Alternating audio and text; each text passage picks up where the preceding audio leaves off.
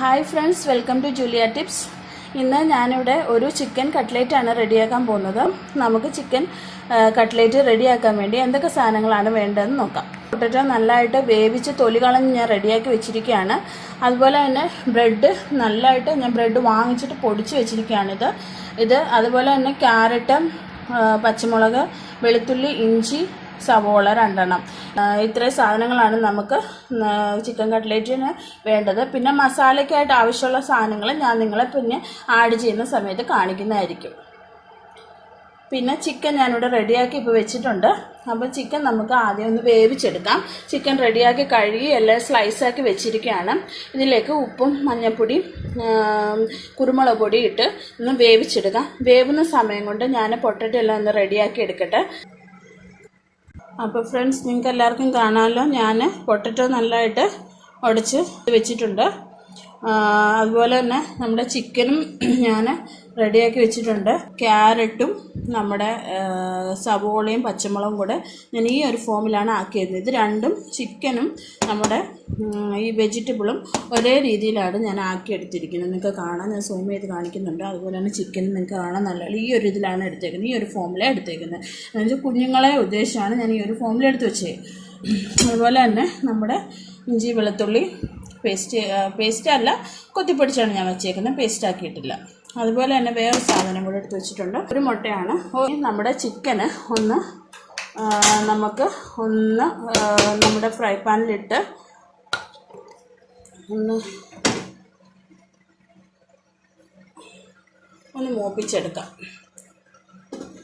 എണ്ണ ഒന്നും ഒഴിക്കുന്നില്ല, ജസ്റ്റ് ഞാനൊന്ന് ഡ്രൈ ആക്കി എടുക്കുന്നേ ഉള്ളൂ. അന്നേരം നമുക്ക് കുറച്ചും കൂടി ടേസ്റ്റി ആയിരിക്കും.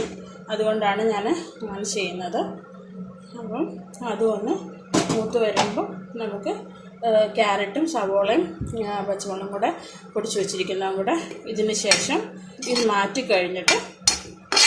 മാറ്റി നമ്മുടെ പൊട്ടറ്റോയിലേക്ക് ഇട്ട് കഴിഞ്ഞിട്ട് അതും കൂടെ ഒന്ന് ജസ്റ്റ് ഒന്ന് കളർ ചേഞ്ച് ആകുമ്പോഴത്തേക്കും, അതും വഴറ്റി ഒന്നും എടുക്കുന്നില്ല. അതുകൊണ്ടാണ് ഞാൻ അത്രയും ഫൈനായിട്ട് അത് പൊടിച്ച് വെച്ചിരിക്കുന്നത്. അപ്പം ഒന്ന് ജസ്റ്റ് അതിൻ്റെ ഒരു പച്ചപ്പ് മാറി അതിൻ്റെ ആ വെള്ളം ഒന്ന് ഡ്രൈ ആയി കിട്ടാൻ വേണ്ടിയിട്ടാണ് ഞാൻ ഇതിലേക്കിട്ട് പാനിലിട്ട് ഒന്ന് റെഡിയാക്കി എടുക്കുന്നത്. ഫ്രണ്ട്സ്, നിങ്ങൾക്ക് എല്ലാവർക്കും കാണാമല്ലോ, ഞാൻ ഇത് ചിക്കനെ വേറെ പാത്രത്തിലേക്ക് മാറ്റിയിട്ടുണ്ട്. അത് ഇനി അടുത്ത് ഫ്രൈ പാനിലോട്ട് തന്നെ, സെയിം ഫ്രൈ പാനിലോട്ട് തന്നെ നമുക്ക് നമ്മുടെ ഈ ക്യാരറ്റും എല്ലാം ഒന്ന് വഴറ്റിയെടുക്കാം. ഞാൻ കാണിക്കും. വഴറ്റുന്നില്ല, പ്രത്യേകം ശ്രദ്ധിക്കണം, വഴറ്റുമല്ല. അതൊന്നും ജസ്റ്റ് ഒന്ന് കളർ മാറണം. ഇതിപ്പോൾ നമ്മുടെ ക്യാരറ്റ് ആകുമ്പം ഓറഞ്ച് കളറാണ്, ഇതൊരു യെല്ലോ കളറായിട്ട് വരും. കാരണം ഇതിൽ വെള്ളം പോയി കഴിയുമ്പോൾ ഒന്ന് ഡ്രൈ ആവും. ഇപ്പം തന്നെ നിങ്ങൾക്ക് കാണാം കളർ മാറുന്നുണ്ട്. ആ മാറുമ്പോൾ തന്നെ നമ്മൾ പച്ചപ്പ് മാറാൻ വേണ്ടി മാത്രമാണ് ഞാൻ എണ്ണ ഒന്നും ഒഴിച്ചു കൊടുക്കുന്നില്ല. ഒന്ന് ഡ്രൈ ആവാനാണ് ഞാനത് ഇട്ടത്. ഇതും ചിക്കനും ഈ വെജിറ്റബിളും നമ്മുടെ പൊട്ടാറ്റോയും കൂടെ ഒരുമിച്ച് ഞാനിപ്പോൾ മിക്സ് ചെയ്ത് നിങ്ങളെ കാണിക്കാം.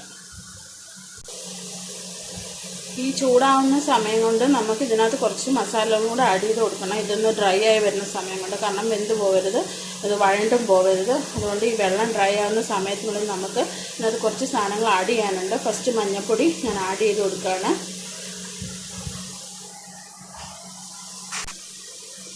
അതിനുശേഷം കുരുമുളക് പൊടി ഇട്ട് കൊടുത്തു.